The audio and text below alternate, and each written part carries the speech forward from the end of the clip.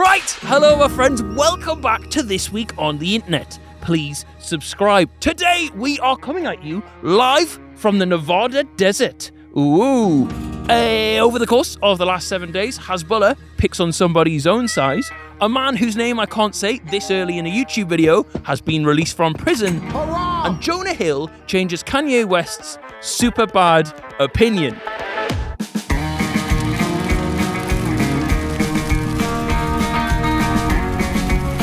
Alright, starting off, a man from Essex has lost his dad's ashes in a Tesco bag. Talk about a bag for life. There's a bag for the afterlife, bag for death too. Forget it, moving on. Oh, you're having a Pardon? laugh. You guys have a permit? Oh, no. No. I don't think so, no. Not supposed to be back here. Oh, really? Oh, Nope, you're trespassing. Oh. trespassing? Yep. Oh, Oh. mad.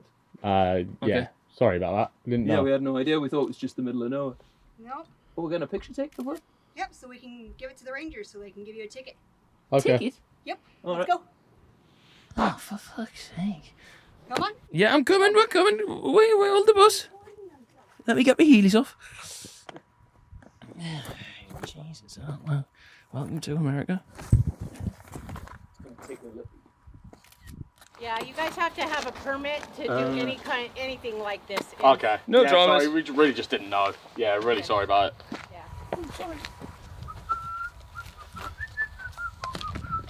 Stupid fucking country.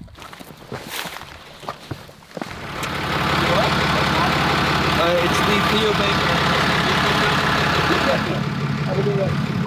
So, sorry my friends about that rude interruption. However, we are back. Before we get into this, I just want to say thank you so much. Last week, because of our issues with demonetization on YouTube, we shot up to 3rd in the Spotify charts, only behind Big Joe Rogan and that insufferable businessman. Which, right, I just kind of want to give the game away here.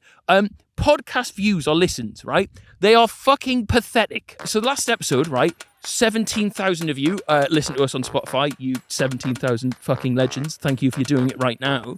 And that was enough to take us to 3rd, like above big old Call Her Daddy and other podcasts, right? So what I'm thinking, right? There's usually, if it's a good week, 350,000 of you. If it's a stinky one, 250k, right? If we just get like 3% of you, right? If you got Spotify, if you watch it, we might get that tosser.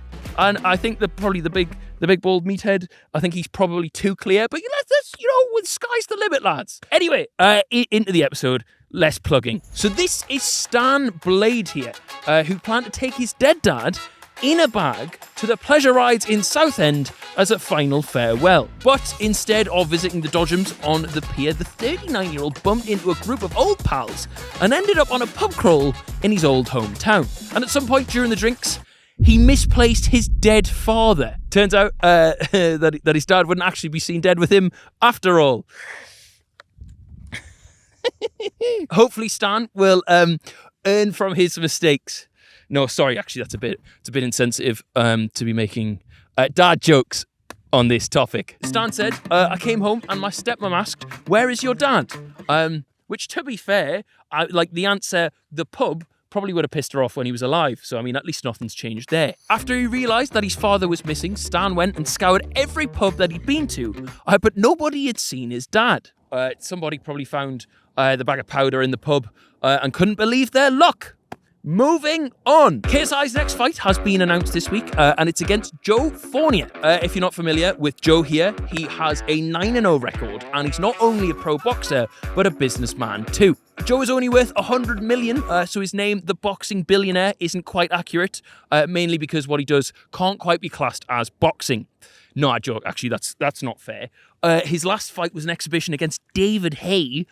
He lost, but he went the distance. So it seems like a proper test for JJ. Fournier made his name knocking people out in the Dominican Republic boxing scene. Apparently, Joe has been punching bowling balls, so his hands are acclimatized to the size of KSI's head. All right, next up, a man's entire life has been shattered into pieces after discovering he's genetically related to the mother of his 2 children. Apparently he didn't know his parents because he was part of a closed adoption. And part of his family history came to light recently after seeing if he could donate a kidney to his wife of 6 years. He said, the doctor then said something about wanting to do additional testing, and I didn't think much of it and agreed. But when the results came in, the man learned that him and his wife had an abnormally high match percentage. They were siblings. I'm not sure how he's going to tell the kids, but mainly because they weren't born with any ears. In that family, it's less of a gene pool and more of a gene puddle. Anyway, also this week, there was this video of Druski stacking it after chasing a woman.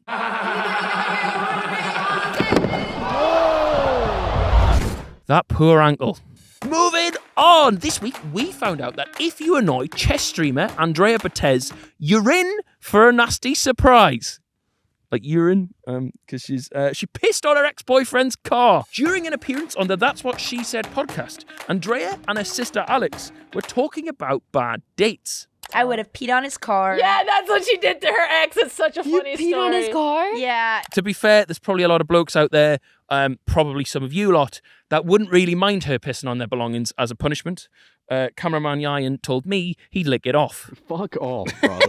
Moving on. Also this week, it's been a busy one for Hasbulla. As Mike Tyson, he picked up the pint-sized Russian and cradled him like a baby before nibbling his ear. Well, my friends, that answers the question, what if someone with the body of a 6-year-old meets someone with the brain of one?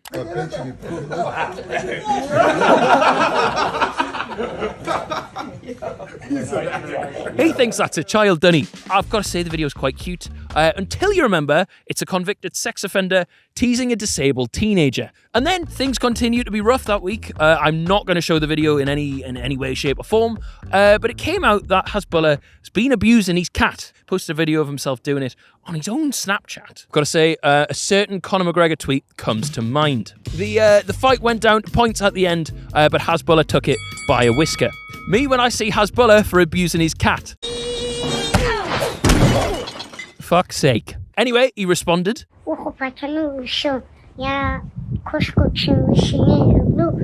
I love my cat.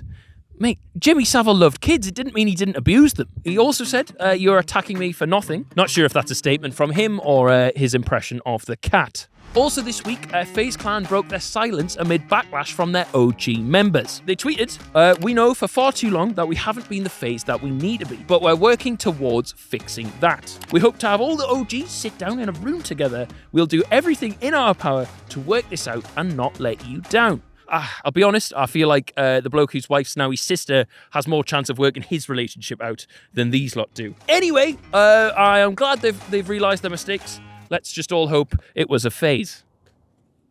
Oh, God. Also, this week, WWE have came out and denied the fact that they offered to pay $20 million to Lele Pons for her to come join. You might remember a week ago, the insufferable former Vine star was on Logan Paul's podcast, and she said this. They were paying her like 20 millions. And I know. I was like, baby, listen, why you don't do No, the thing is, like, you know what it is? It just takes a lot of energy. How do you deal with that? Yeah, I'll do anything for 20 million, yo. It takes a lot of energy. How do you deal with that? It's 20 bastard million. I would let Steve Austin take a stone cold shit on me chest for 20 million. Or a big steamy one. Anyway, WWE recently refuted the claims and said Lele was fibbing. Maybe, given the fact that Lele is Venezuelan, they could have offered her the 20 million in bolivars, I think they're called, which is about 70 quid. Also this week, social media was stunned by this image of Pope Francis wearing a stylish puffer coat. I personally don't know why people are surprised that a member or the head of the Catholic Church is cool. He's always been down with the kids. Down their pants. No, sorry. This topic's not right now. So this week, Andrew Tate was denied bail. Him and his brother Tristan basically had their appeal denied for like the 3rd time. But anyway, a couple of days went past and he's out now. He's back on house arrest. Leaked court documents seen by the BBC outline testimony from alleged victims claiming to be forced to earn $10,000 a month on social media platforms under the alleged threat of physical violence. However, no charges have yet been brought against the brothers or the 2 Romanian associates who were arrested alongside them. Jesus Christ. Moving on, people are saying that PewDiePie has discovered an infinite money glitch by live streaming every single one of his old videos on a loop. And I've got to say, I am doing that as soon as we get home. You're all getting 6 years out of date 20 episodes shoved down your neck. Also this week, there are rumours of MrBeast joining streaming platform Kick because they posted this tweet basically saying, "Ooh, you're not ready for what's coming," and he responded to it with an eyes emoji. I honestly reckon these lot signing MrBeast would kind of be like that. Is it Al Nasser signing Ronaldo? Just this time, they definitely can't afford it. I know I said this last week, but I've got no clue how this place works. Like the Trainwreck, one of the owners or founders, basically tweeted they don't even take like a percentage of streamers like subscriptions, and they let Aiden Ross away with murder every week. So surely, if that they're owned. I'm not explaining this well. Apparently, they are owned by Stake, the big gambling casino. But at some point, Kick itself's got to make money, and they need advertisers to do that. But if they're going to continue to be like the Wild West of streaming, surely they run a mile. We saw this in 2017. It'll be a bloodbath. If Kick has one hater, it's me. If Kick has no haters, I'm dead.